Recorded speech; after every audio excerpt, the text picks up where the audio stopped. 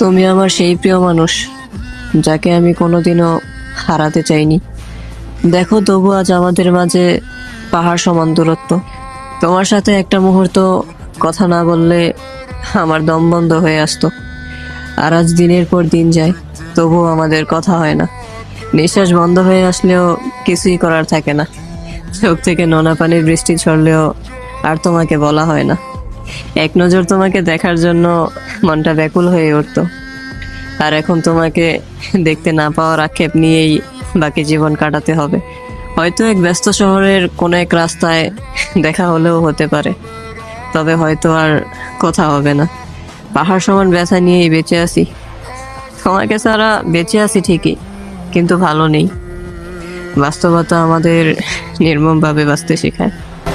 मेरी हर कमी को है तू